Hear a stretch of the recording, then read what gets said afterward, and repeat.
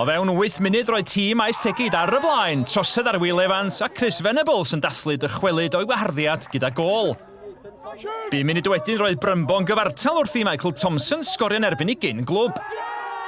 A dyna oedd diwedd y newyddion da I Brymbo. Bradley Bores yn sgorio tro hwn. Cyn rhwydo I ail a thrydedd y Bala funud yn ddiweddarach.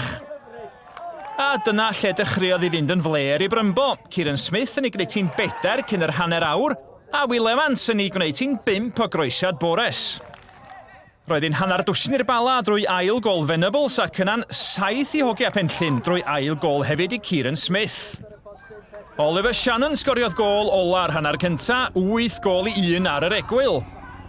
Ar ôl ildio 8 yn yr hanner cynta, yn rhyfeddol roedd na waith I ddod I Brymbo. Venables yn cael ei hat-trick gyda'r 9fed gol acrobataidd. Paul Rutherford cyn chwaraewr Wrecsam aeth ar Bala I mewn i'r ffigyra dwbl. Cyn I Declan Walker-Rice sgorio'r 11 gol ar 10 mewn steil mewn gêm o golia gwych. Roedd hi'n ddwsin disglair drwy Venables I bedwaredd am y prawn, ac yn dilyn llawiad yn y cwrt roedd hi'n 5 I Venables, a 3 ar 10 gan lwcus i'r ymwelwyr gyda chwarter awr yn weddill. Roedd na hat-trick arall gyda'r gol nesa, Bradley Bores yn sgorio tro hwn. Gyda 10 munud yn weddill, cyn chwaraewr Cymru Dave Edwards sgoriodd y 15fed, ac roedd amser am un arall I Walker-Rice. Ond y gol ola oedd gol ora'r gêm, gol anhygoel gan Steve Leslie o'r llinell hanner ar y cynnig cynta. 17 I 1 i'r Bala, y fuddugoliaeth fwyaf yn y cwpan ers 1894 ar ail sgor uchan holl hanes y gystadleuaeth.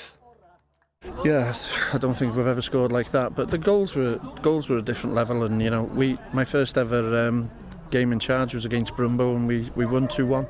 So 19 years ago, I think. So we've come quite far. So we've come massive strides since then.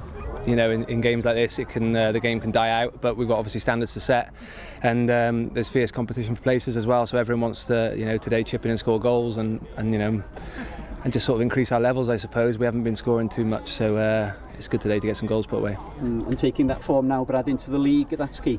Yeah, hopefully we do that. Like Venus said, we haven't scored many in the league, so hopefully we take that form over.